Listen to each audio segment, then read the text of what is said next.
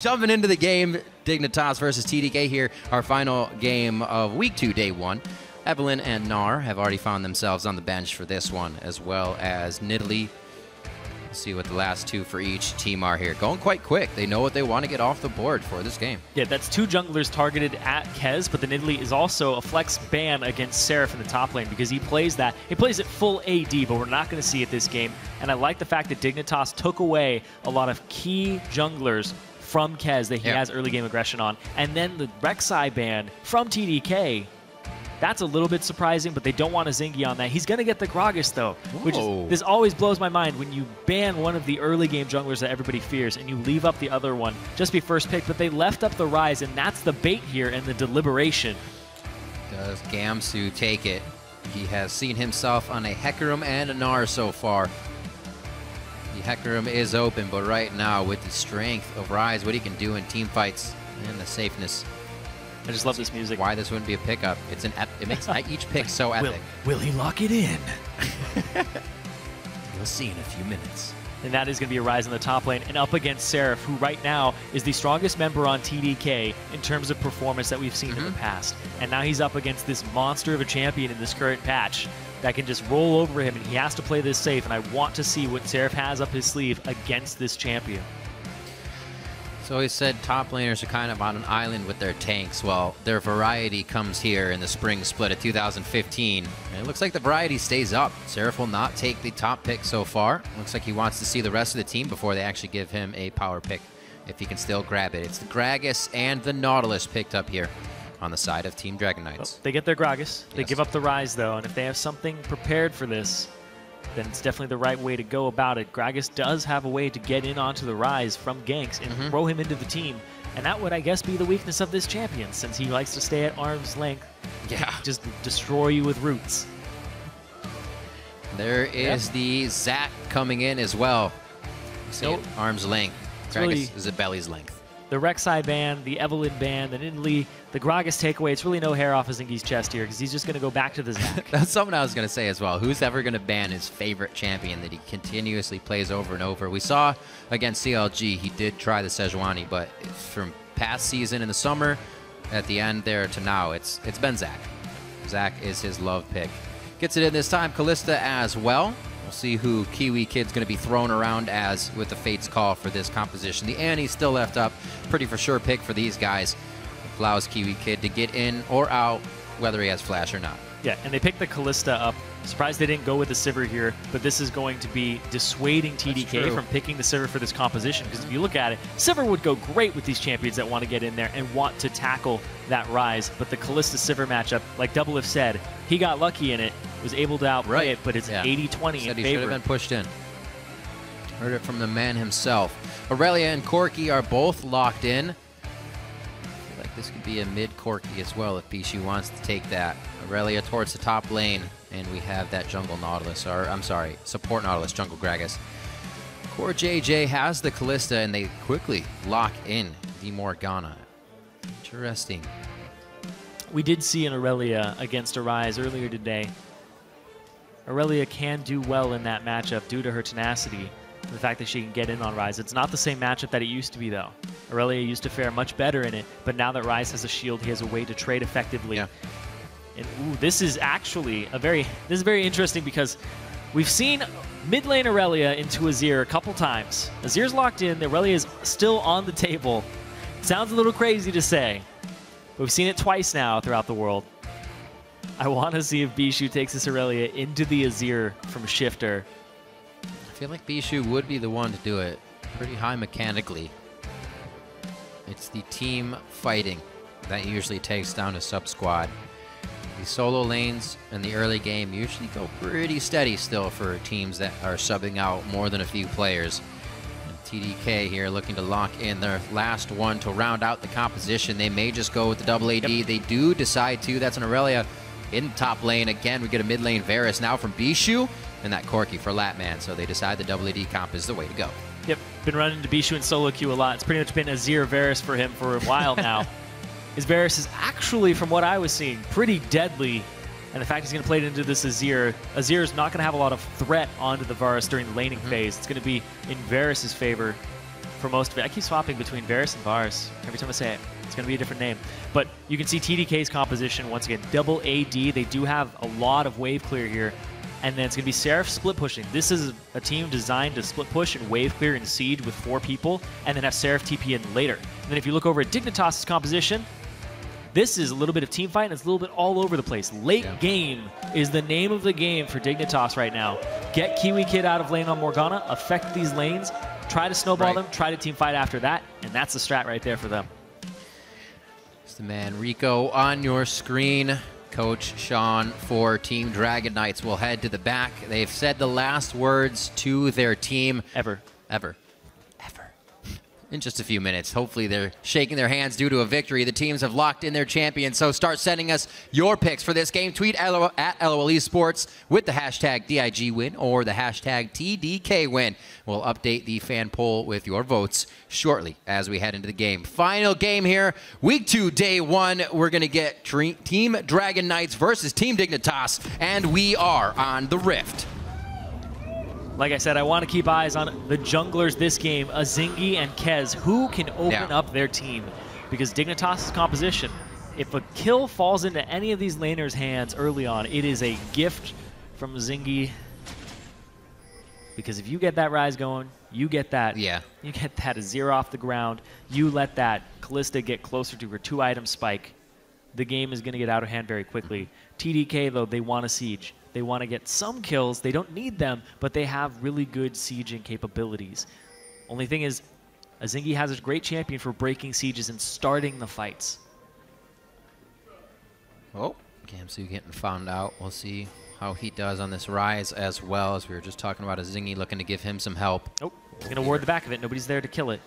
So he gets all that information that everybody from TDK is there. You are a very dangerous man, Gamsu. He's going to back out, though. We'll see how he plays this Rise. We do know he's been playing the Hecarim lately. He likes the Ignite Hecarim.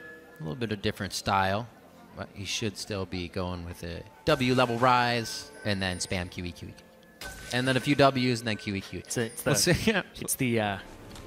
It's the Wakek combo. The Wakek. W, QE, Q, because that's what you say when you start running that combo and you're like, Wakek, Wakek, Wakek. You sound like the Penguin from Batman. Well, he has a wild. That's at least how I remember it, because if you drop that combo just one spell in the wrong order, you end up dropping the whole thing, and you're not going to be able to keep them rooted in place forever. That is true. If you do it wrong, you don't get the cooldowns you need, and they just kind of walk away from you. I was glad he made it by. That was like a golf clap. I was like, oh, it was. It was formal. It was a nice play. Oh. He squeaked himself by. Jolly good squeak. Jolly good. All right, so he gets, or gives, I should say, no knowledge to TDK as they head to the top side. Looks like with a bit of a Raptor camp, Seraph's going to try to get himself a bit of a lead to whatever lane he goes in here. But Gamsu's going to be a little worried.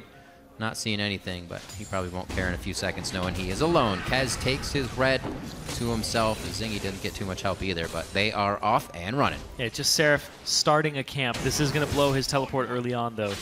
It always leaves that tiny window in the first 7 minutes of the game where if Dignitas or the enemy team, whoever doesn't use their TP, they get an advantage and can throw it down to the bottom lane. So you always have to watch for shoves in the first 7 minutes, and if Gamsu's going to enter a lane. Kez, though, oh, he is so ready for this. Very nicely done. Teleported to the top side. This was flipped last game. They were going after Cali Trolls after he blew his teleport. Now it's Seraph who blew his teleport going for the kill with Kez. Is Kez going to keep waiting? See if they can get in. He's actually spent quite a bit of time. Just misses the body slam. Going to get a slow, but not enough for the surge in from Seraph. So knowledge of the jungler. A nice ward placed by Gamsu as well. Yeah, Seraph started Q and E in his first 2 levels. Just to try and make this gank happen. Kez devoting a lot of his time to this top lane, doesn't get a second buff just yet for that level 2, trying to get Seraph, the one person who's not on the sub squad alongside Kez, trying to get him ahead, trying to get that synergy down and that early advantage. Definitely the lane aggression advantage here on the Latman in the bottom lane. We'll see how much of the CS he misses as it goes into the turret. Core JJ and Kiwi Kid were dancing on either side of their wave as they were pushing this in, trying to get damage down. Safe play we saw last game. Doesn't put you in the leads, Irene, so we'll see if TDK can try to prevent some of this quite soon.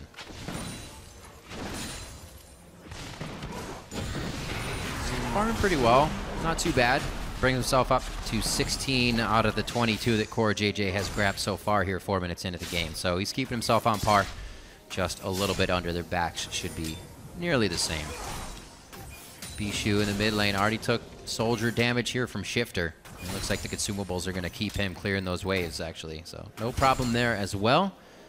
I'm just waiting for Kez to be able to muster up another gank since he was found out in the bot lane, or top lane for his first. Yeah, and then that put him behind in CS. You can see his Right. been farming really well so far. He goes for the Bomby Cinder before he completes his jungle item, just so he can get some wards in his inventory as well. Oops. And some extra potions. And Kez, he goes straight for the jungle item, tries to clear out because he didn't get his second buff just yet. He's getting it now. Off and running. Gromp will be his. Let's see his HP. He's actually got good HP. He may head towards the bottom lane for pressure. Oh, that soldier's like, come here. He's just on the outside. Cannot get. Actually happens in game too when you're playing Azir. It feels so strange when you're inputting so many commands and it starts just swinging. It starts freaking out like that. I'm like, is he in range? Did I get that on him? My soldier's spazzing out. Yeah. He's controlled a few already. Has made him chug all of that flask so far. I love it when it follows the guy around and kind of tracks him. It's like, you're just out of range. Just let me poke you. Feel bad for it. But then he turns into sand and he'll come back later. You don't have to feel bad anymore. I still feel bad about it. To keep you awake at night? Yes. Lane pushing back in the favor of TDK here for just a bit, but I don't think Core JJ and Kiwi are going to let that happen for them to farm. They're probably going to use this for aggression here soon. Oh, Bishu backed for the early tier on a non-cannon minion wave. So he loses a little bit of CS. So see if he can get his push on and shove it to the enemy turret before Shifter can actually get back there, or cause Shifter to use a little bit of his mana to actually come faster. But this is a good back by Shifter, because Shifter's going to have the cannon minion wave in his. Another good play as well. Wards on the top lane, spotting out Kez. He was seeing it, the tri-brush. Now the ping's coming in from Gamsu, sees the pink ward just above mid lane. Wow, Kez is not going to have fun this game. He is completely on the radar the entire time he's been jungling. Yep. It's a predictable strategy, though, when you have 3 substitutes on your team. Which lane are you going to gank as the non-substitute jungler? Probably the guy you know best on the team. Right. That's true. Definitely playing to that effect. It is 50-29 in that top lane. He runs away just to run back. He's like, oh, you know what? We can still go for this. Get his teleport up. Get him out of lane. They want to make sure that he is actually still hurt. Shifter and Zingyi are both on their way, though.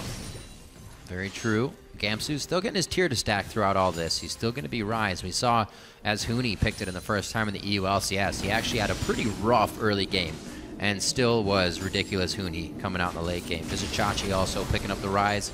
Seen it more and more due to that late game fighting. Yeah. This is amounting in a little bit of a CS lead here for Seraph. He did start that camp at level 1 and got the level 2 advantage. True. And they did have the early gank and pressure on Gamsu. He didn't have to blow any summoners, but it still has amounted in pressure for Seraph and a CS advantage. Bishu, though, when Shifter left his lane just now, he didn't punish him.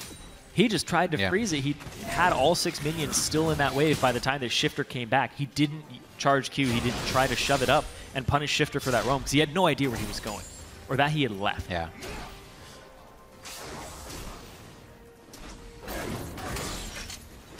Bishu looking for farm as well as a bit of aggression here in the mid lane as he charges up that tier.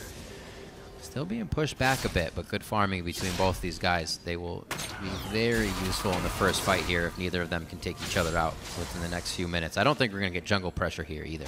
No worries for these two.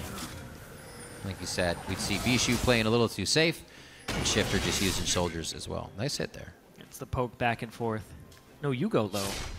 No, just back and forth, trying to get that advantage. Once again, both junglers top lane. The ward coverage, though, is in favor of Dignitas. They know this. They don't know Zingyi's there, though. Oh! Slingshot actually misses as Zingyi says Jello. They want to get on Gamsu. Here. He should be able to make it out. Arcane Mastery coming up nicely to give him a bit of shield. And he's out safely. Really nice by both teams there. Yeah. But that was TDK operating without information of Zingyi's positioning and Seraph reacting very quickly. But the thing is, they didn't overlap their CCs. It was not, he is in Rune Prison while you have the Elastic shot coming down on top of him. There was a little bit of a lack of overlap of CC there that would have resulted in more damage. See, this is a walkout.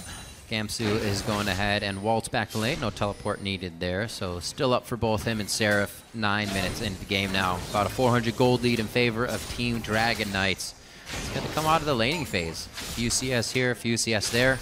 And Core JJ has still been able to keep Latman down a few, but they're still doing a lot better than previous games. Latman and Baby in that bottle. Yeah. Yeah, Latman and Baby, they've had some problems in the past against Team Liquid and Gravity. They didn't have the best of games, the best of bot lane times. Yeah. It was the worst of bot lane times. It could have been. Depends on how you look at it. But right now, TDK slightly in the advantage. It's not really a big advantage that's worth talking about just yet, because the junglers, they still haven't gotten off the ground. Yeah. And when this is happening in the game and you have such a late game composition from both teams actually favor the late game right now, it's just going to be coming down to team fights and execution. And Shifter, in his little sound on tape we had earlier, Yeah. he was talking about how they don't have good coordination. They don't have good team fighting.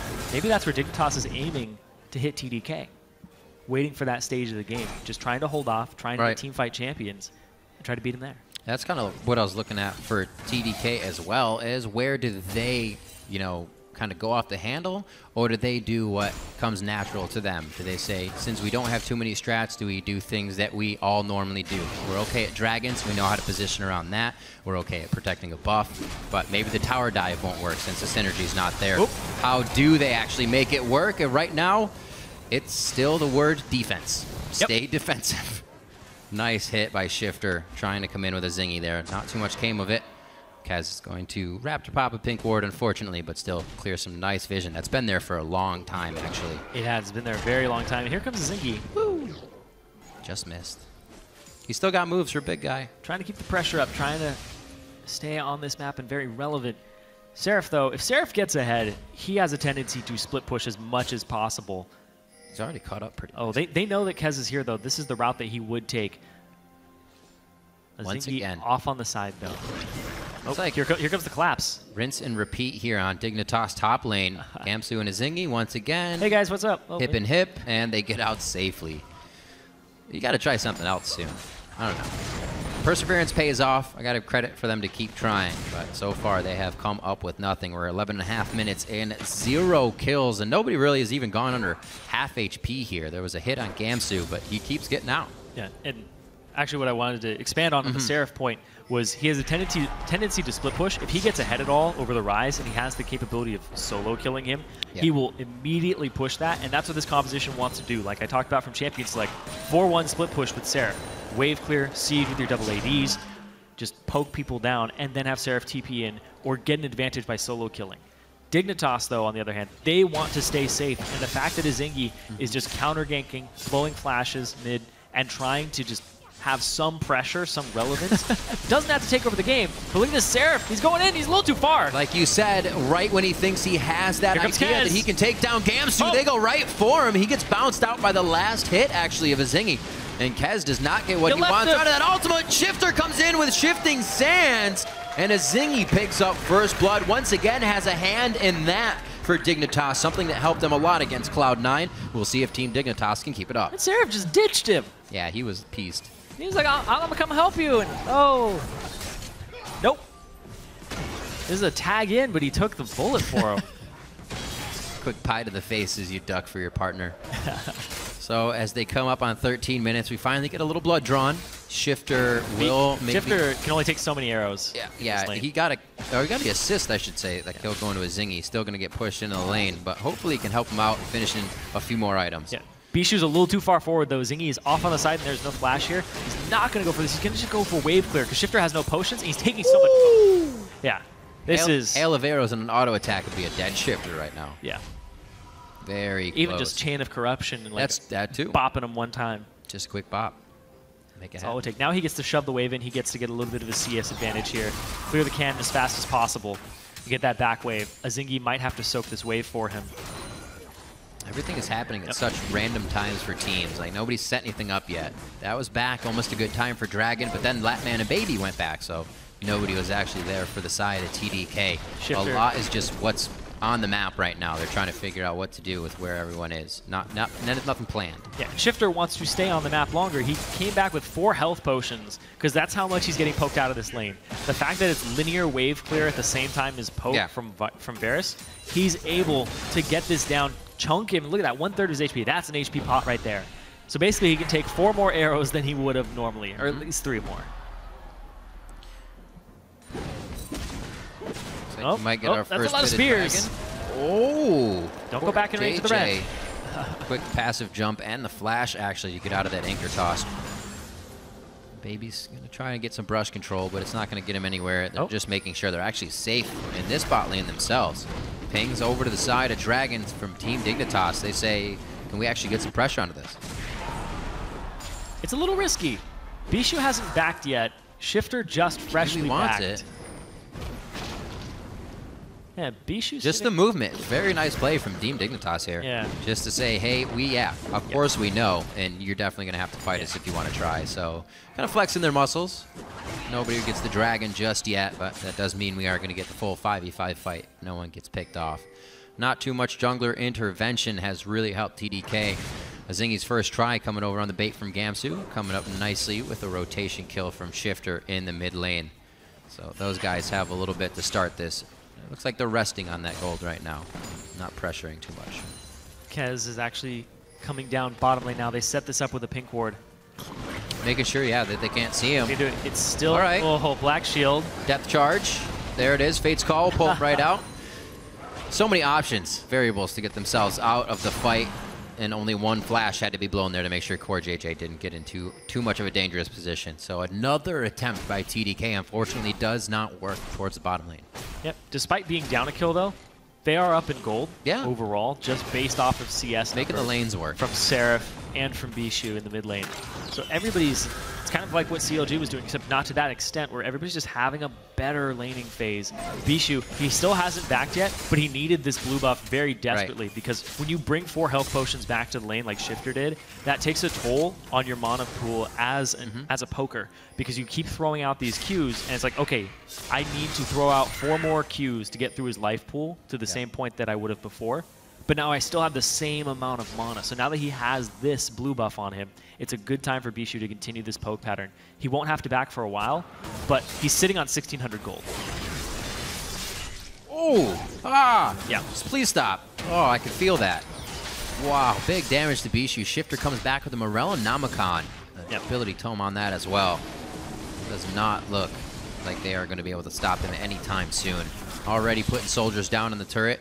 Forced by Bishu to clear out those Qs. Like you said, going back to spend that 1,600 some gold, so he'll be away from lane. Actually, he stops. No, he doesn't want to. He wants one more shot out. He doesn't want to. He wants to stay there as long as possible. Got the blue. Why not? And keep this pattern. Look at that. How? It's like right on the end every time. You think you got him shoved out of the wave, but you don't. Yep. Oh, almost. He's still up though. 164 there, being pushed. He's still gonna. Is he gonna stay? Finally gets a chance to back. Okay. He's got to go. He's gonna go. He's used all that blue in lane, so I guess it doesn't matter anymore. It's gonna be worn off. Dragon is ready to be taken down. They have the back on Morg. They just saw her. Yeah, back, so this is a great time to converge on onto the Dragon here from TDK. Zingy with the flyby. I want to see it. Also, he's back. Another part of this is if a fight does break out, Bishu just purchased Brutalizer and his Ionic Boots of Lucidity, has a lot of cooldown. So if this does break into a 5v5 fight, it's going to be in favor of TDK. And now Shifter, he backs, so it's definitely going over to TDK uncontested. It's going to be a little bit of pain. 4.8 seconds for each one of those piercing arrows to come out. And right now, they're hitting for pretty good damage. Over 300, so not going to be something you'll be wanting to take too much of. 300 to 500. 5, yeah. So probably that 500. Depending on how many things it's passed through as well. Slamming Shifter in the face when he charges up a full one that we've been seeing here in the mid lane. Now that he's got more damage, Shifter's going to have to be even more careful. Needlessly large rod for him, so he can start to output a little bit of DPS as well on top of what we already saw. Very aggressive movements here from the bot lane.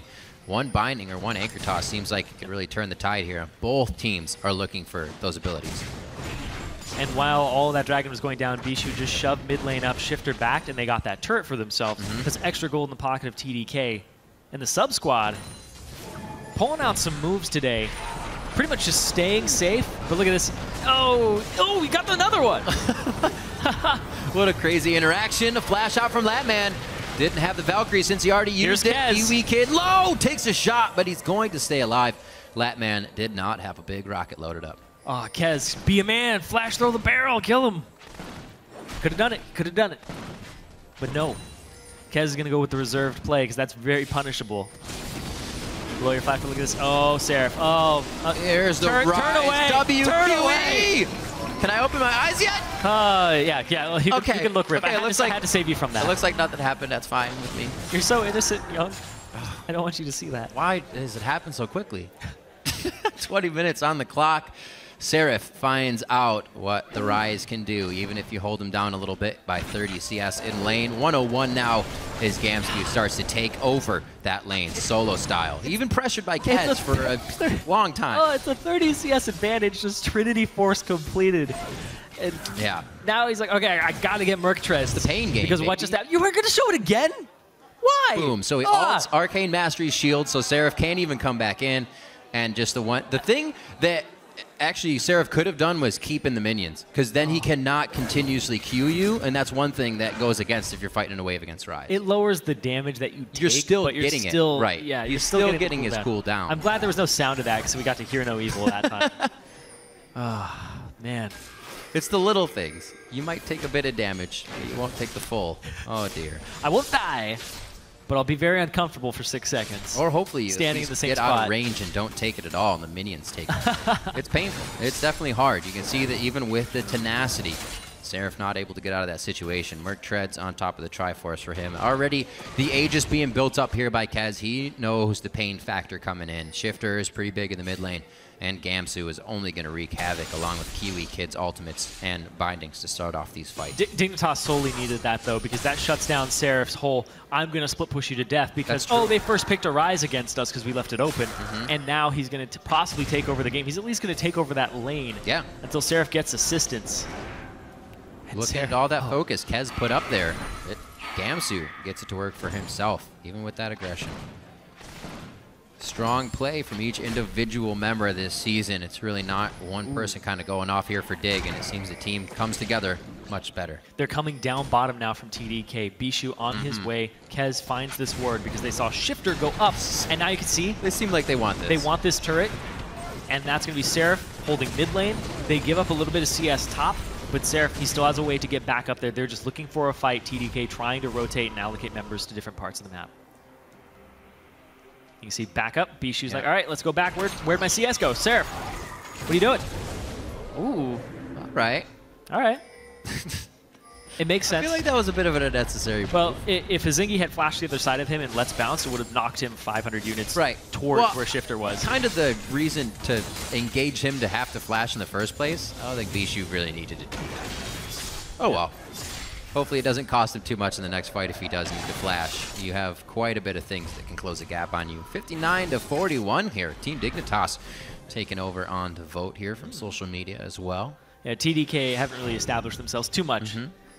Trying to get some hype, though, around Emperor and Ninja next week. Yeah. See what they can do for the team. Right now, though, TDK having some good play across the map. Those rotations to get that bottom turret. They gave up the top turret, though, to Gamsu. Yeah. And now they're going to give up this middle turret. Just some damage, though. Kez is here to clear it up. And Seraph. Oh, okay, so they lane swapped their AD carry into a lane where they can get a different turret. Seraph's going to try to hold this. Basically, he's saying, we should have done this from the start of the game. Screw Rise. He doesn't want to be in that lane anymore. Sorry, I'm very passionate about Rise right now. This is why. Passionate indeed, baby. Oh, he goes down. Now on to Latman. WQE. Do it again. Gamsu actually has to turn. The combo wasn't finished off on that time, and you can see just a few seconds what it means for Rise to have to turn around if that combo is not consecutively made out. He tries to keep it going, finally gets locked down again. It's one after the other of TDK getting themselves into that turret aggro and back out, and they come up nicely with a few kills as they lose baby. But they're losing so much for this. They lost the mid, and they're losing the tier 2 down bottom to Core JJ, who has a Bloodthirster and 2 daggers and Zerker's Greaves. He's got a lot of damage on this. You can see home guards from Seraph. Is he going to make it in time? It doesn't look like he's going to do it. It's going to go down. Got it. The hop back as well to help clear just a little bit of distance and give that breathing room in. And Team Dignitas playing very well from the beginning of the match and continuously holding the strength. They don't put themselves into a bad situation. Kiwi Kid's not flashing forward into crazy instances because a kill looks like it could happen. Well, it's a safe bottom lane. Really safe. Yeah, very measured, and it's working out for him. The Black Shield, the Fates Call, TDK looking for this second dragon. Everybody on Dignitas is back right now in the base except for Shifter, who's got a little forward position on him, but they don't have the coverage for this at the moment. That's going to be TDK picking up their second dragon. And the gold is pretty much evened up now. Dignitas, they were down a little bit by about 1 turret, but they've got 2 back there because of that dive. What will happen next? It looks like we have the teleport on Gamsu. TDK is heading towards the mid lane here. Wonder if they can get pinched off, or if Gamsu has enough time to waltz over and make this happen. Looks like the team's just going to set up some defense for now. And they don't want the fight that TDK is bringing to the table just yet. And right before the fight comes out, we got to point out, Seraph's Embrace not completed just yet, but he does have the Archangel staff. We see the Rod of Ages. It's very close. Stacking up. It's 700. It's very close. He's 50 away from it to the Trinity Force spike. But Aurelia needs a little more oomph behind that. He needs to get that Spectre's Cowl, keep himself healthy, because it's a double, triple AP threat here, considering a lot of magic damage from the Zac. And there he goes on the Baby. Love what Dignitas is doing with their team here as well. The initiation from a Zingy already made it. Kiwi Kid's actually thrown a Talisman of Ascension in there to keep the engages going if anybody gets popped out. They are ready to take these fights over and over again, as long as CoreJJ doesn't take too much damage, as he is right now. Oh, he's off on the side. They still want it. They still want it, even after seeing him go to 25% HP. A good dodge there by Bishu, and they get out alive. So just a Talisman of Ascension, not too much burn there. You know what I love about Talisman of Ascension? What's that? It's 3/4 the way back up. Yeah, exactly. Almost ready to use it. It's a 40-second cooldown, and when you get those masteries, it's a 32-second cooldown now. I'm so jaded, I thought, work with Free too much. I thought you were going to make a pun there. And you I'm really glad you didn't. I'm like, am I going to get this? But I like it. See, it's already up. Talisman of Ascension. Very useful here for Kiwi Kid. If he's not going to be Flash Tibbers, he's going to be doing the safe run in and then run out if possible, after he gets his bindings and soul shackle. Yeah, Freak would have done something along the lines of, Talisman of Ascension, it's very suiting because Azir's in the game. It'll help him out a bit. Ha ha ha. There we go.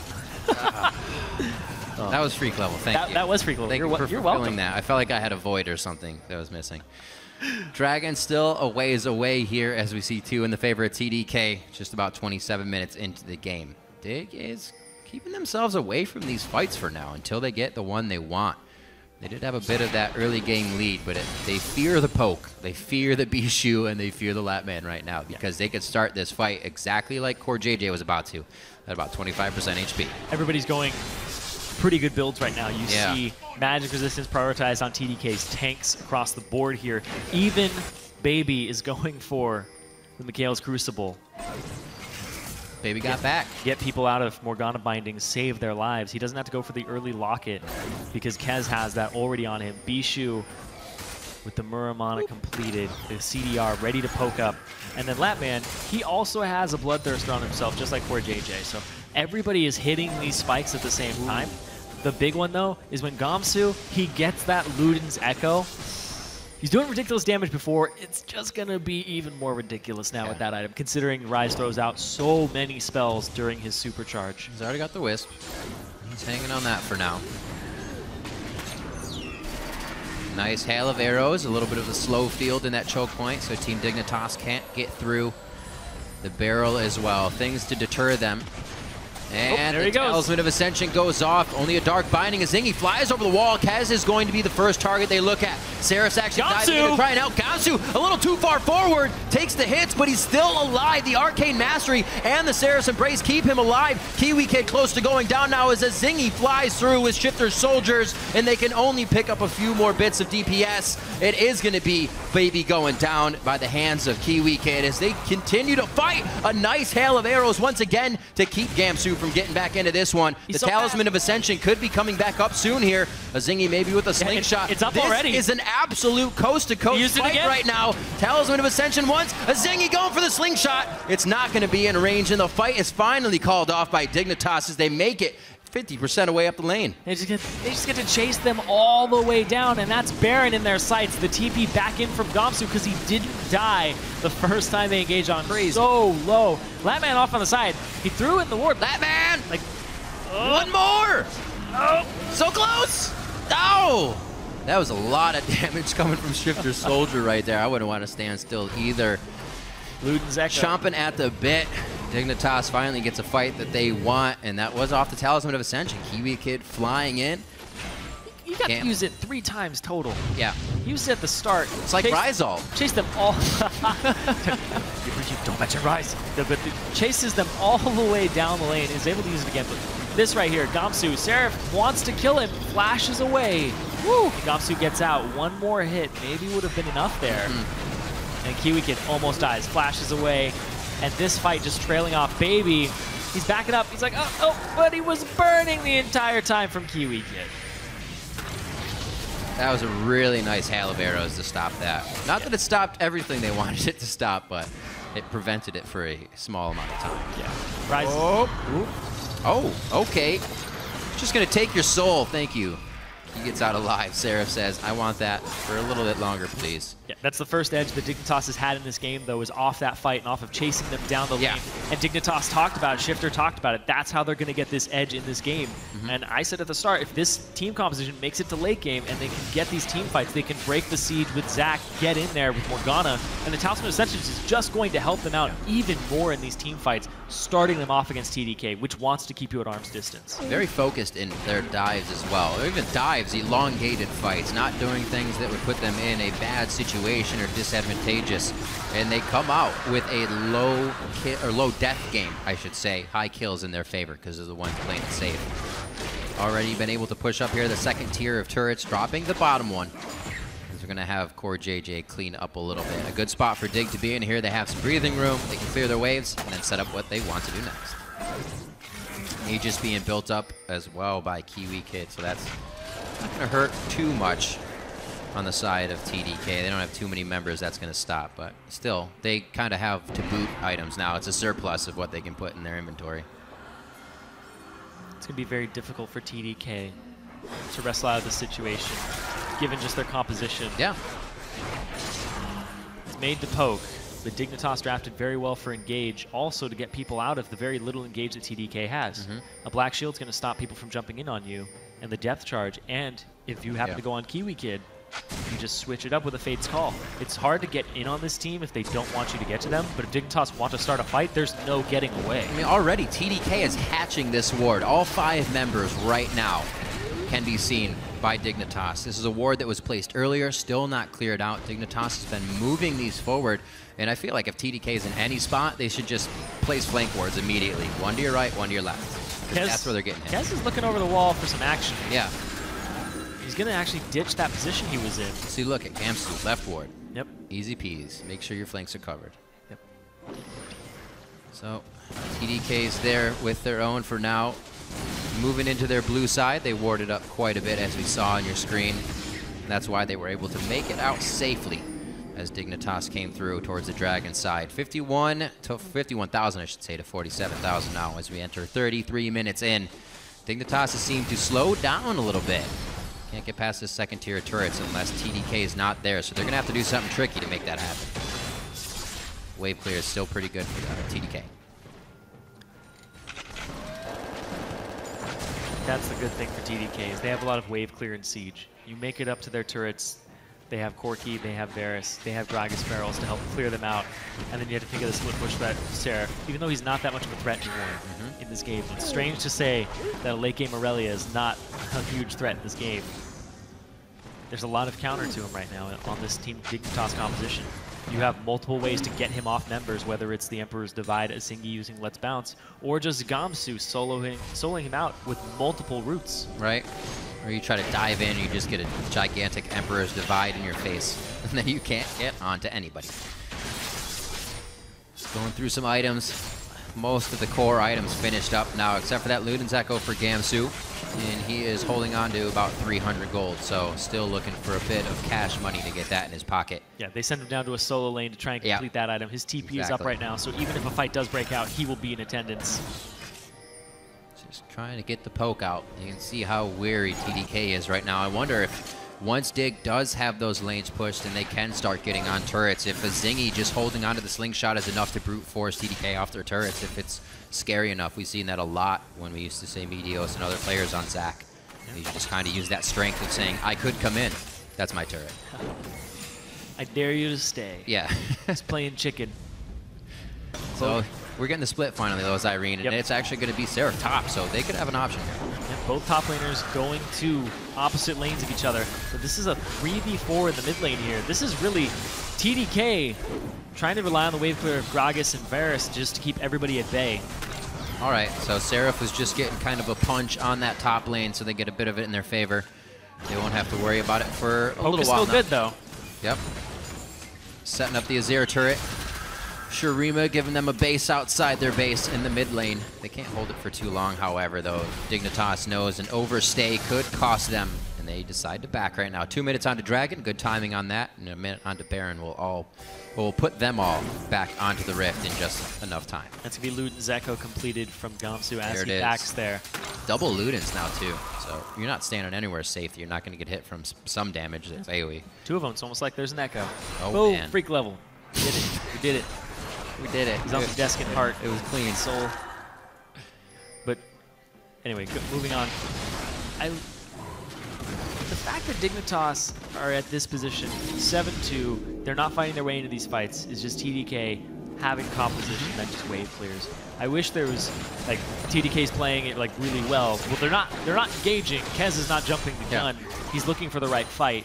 But the right fight involves Azir, Core JJ, and Gamsu, Shifter, Core JJ, and Gamsu being softened up by Bishu, which is a tall order for the arrow slinger there. He's got to be Legolas style. He's got to hit everybody multiple times before they start a fight, or even get an objective for it, because Baron looks to be in the sights of Dignitas right now. And Azingi, he's doing what you said.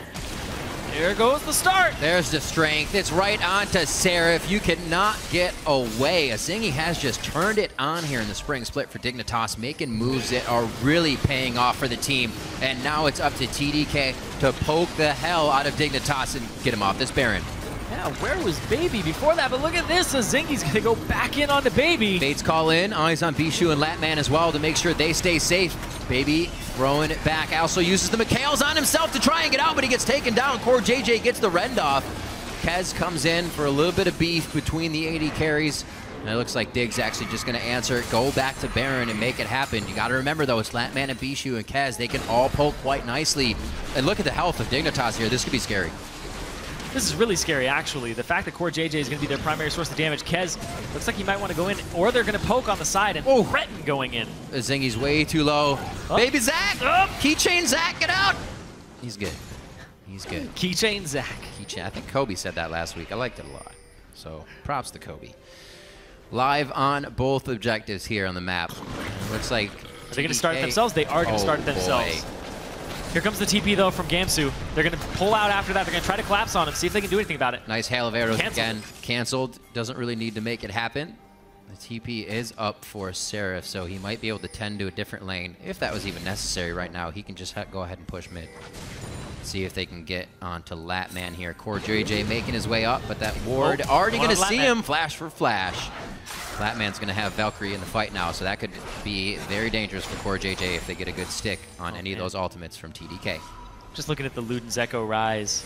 431 base movement speed right now. Why? Not safe for work. Yeah. Merc treads, I assume movement speed quintessences. And then having the Luden's Echo movement speed on top of it, 431. And then when he pops his passive, or pops his ultimate, he gets 80 more movement speed. He gets to train down pretty much anybody on this team. And with the Merc treads, he's a little bit harder to peel. It's like Formula 1 Rise. When you hit that ultimate, you're just off and running. Pole position. 38 minutes in.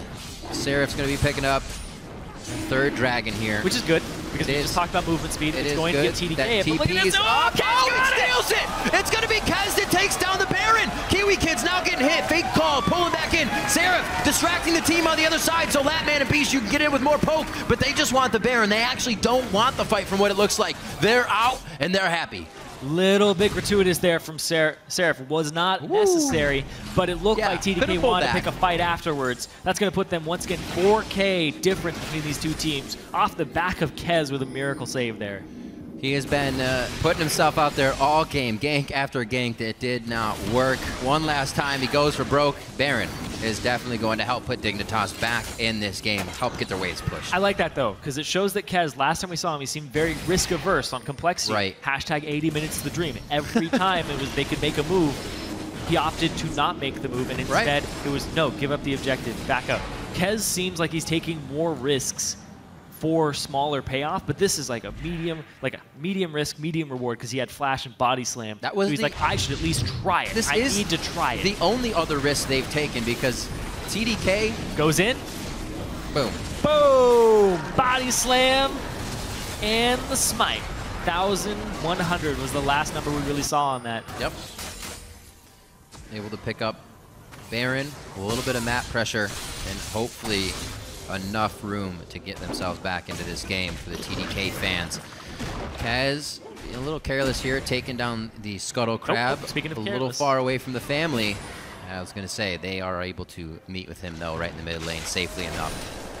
So TDK gets the fight they want at Baron. It wasn't a flank. It wasn't what we expected. It was just the all-out brawl that Kaz was able to steal Baron with. And now we'll see if they can get the fight 5v5 right in front of Dignitas. This team composition with Baron operates fairly well. They want to poke, they want to get these very squishy members, Shifter and Core JJ, to a little bit lower HP before they engage a fight. Zingy, he wants to jump in though. We'll see, because this composition, both of them are set up for wave clear situations. Shifter can clear these casters out very quickly. He can also clear the melees. Apparently, when you sweep the Azir turret, you see it, so. it gave eyes back. It's here. Oh, Zingy over the wall. Let's bounce. Stunned, though. He did get stunned right at the beginning. Flies through.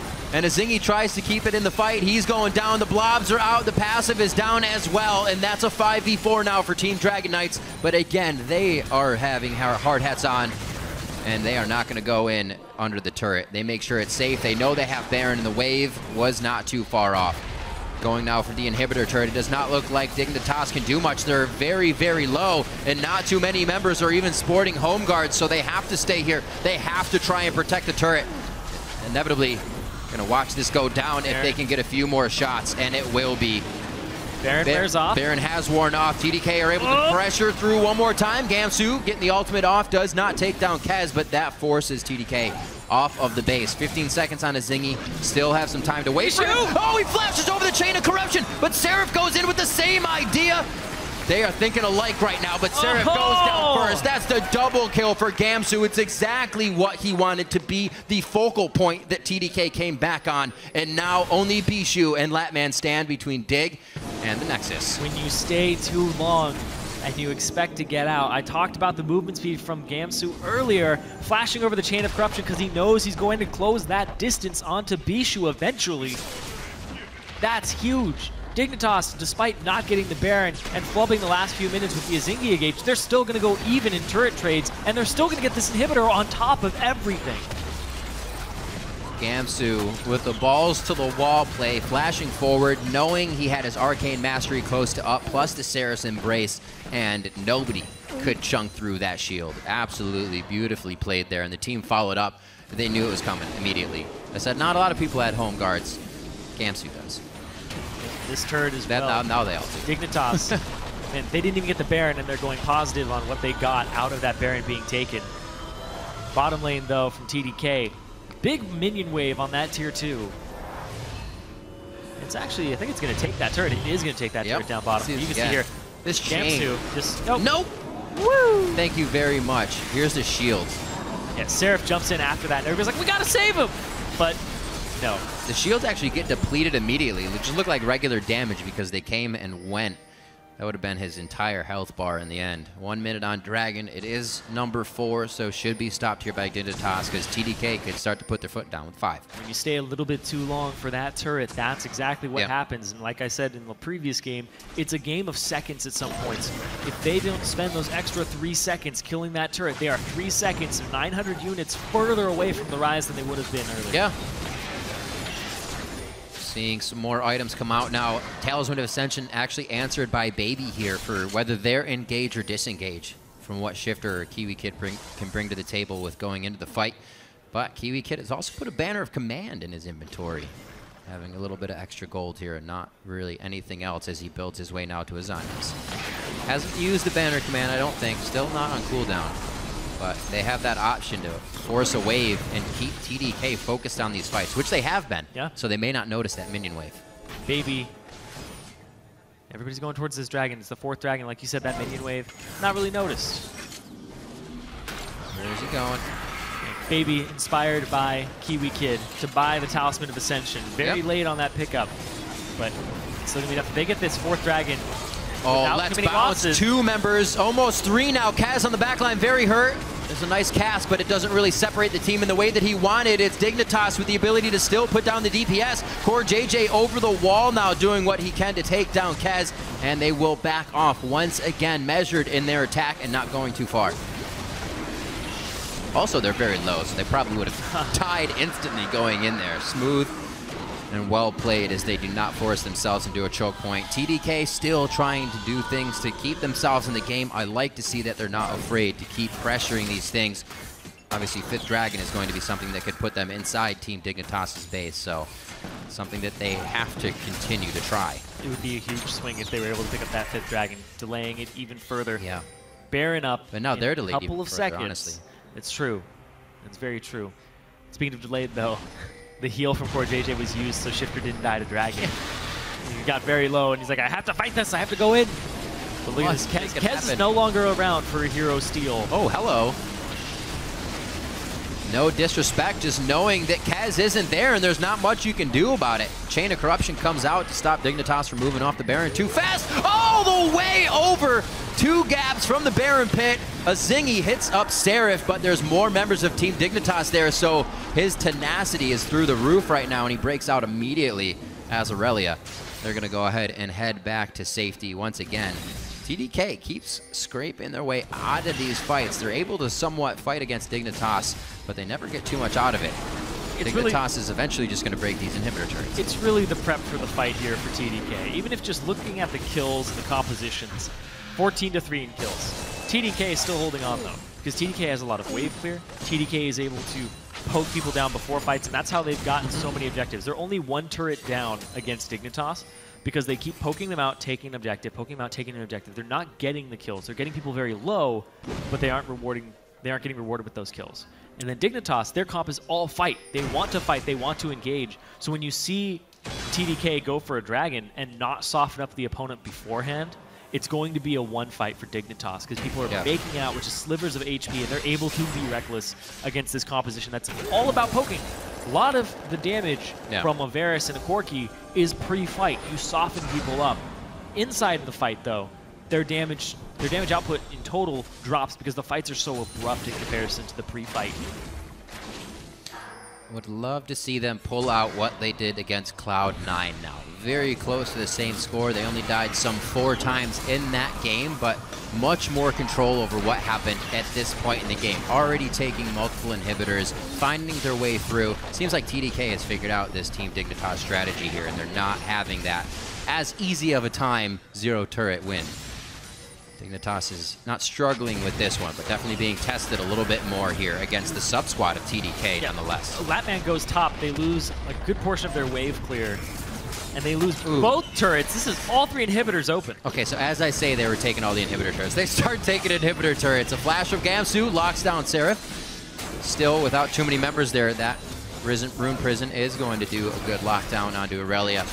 And they start to finish off the inhibitor turret now. Get more super minions down the mid lane here. Baron, remember, is on to Dignitas, so the minions coming in are going to help even more. They already take down Baby. And it looks like Kiwi Kid once again forced out after his initial initiation. Shifter returning to the fight with a squad of super minions in the bottom lane. Or rather, minions that are baroned up. And they go for the fight. Whoa, Gamsu a little too far forward there. Puts himself in the fire, and he gets burned real bad. But it's going to be the rest of the team. Shifter and Core JJ picking up kills and inhibitors for the team as Dignitas finally looks to put, looks like they're going to put a stamp on this game inside the base of TDK and on some Nexus turrets. Dignitas Not with the same type of early game of pressure that we were expecting. Azingi, though, having another good performance on the Zac. He really I am is. extremely surprised with how he's performing this season. In a way, if it's the thing that he can get the best engages on, like I said, the CLG Sejuani game he played wasn't that great. Maybe people will start banning out this Zac against Azingi since it's become so good with the team. Maybe even it was Dignitas that started working better with it as he leveled up his play as well. It's just all come together for Dig. As you can see, 4 members down, and Seraph almost on the fountain as he's quite dead. Team Dignitas are going to take down Team Dragon Knights. 49 minutes. Very low kill game there from TDK. Once again. High kill from Dignitas. They're really in a habit of starving their opponents. And the way they played that, it wasn't just draft, it was the way they played the map on Dignitas' side. The way they played the team fights around Azingi was well executed. The chase down top lane was the big play of this game that opened up the map off of Kiwi Kid's Talisman of Ascension. Run in over and over again. The relentlessness of this composition, when they see and they smell blood, they're like sharks. They will keep going for that kill. Yeah. As well. Also stopping when they needed to. We did see that one fight in the top lane go pretty much from in second tier turret to second tier turret. Dignitas knew they had it. Definitely something that's different in their play. Very methodical, very measured in what they're doing. And like you said, low kill games, low death games as well. Only 4 deaths against Cloud9 when they played that matchup. Team Dignitas definitely looking better here in the spring split. For TDK, not much you can say other than hopefully this doesn't hurt it when they bring out the original main roster that they've been looking to play with. It's hard to say original because they changed since they played in Challenger. That's true. Not original, but the main roster they're looking to play with. Because they definitely seem like they can start putting some numbers in that win column once they get the full team. Kez playing with 3 subs. Not to say that 3 subs are bad, just naming them as 3 subs because it's a big thing. To play with 3 subs on the LCS stage does not give you the team fight coordination, and that's 20 to 30 to 40 minutes is where we see a sub-team fall apart. But what I'm getting at here is that TDK actually still look pretty good. So with that main 5, they could be a threat. The thing about this game, though, was they didn't put a lot of weight on Kez's shoulders or Seraph's shoulders. It was really a poke composition with an AD carry and mid laner. And Bishu, I have to say, did step up to the table. He has 50,000 damage this game, and I know that's the nature of poke champions, but you look at Latman, he's got less than half. He's got 23,000 damage. Yeah. And then you look at Shifter, who was also playing a champion like Azir, 29,000 compared to the 50,000 that Bishu did. So Bishu was basically the strategy of TD.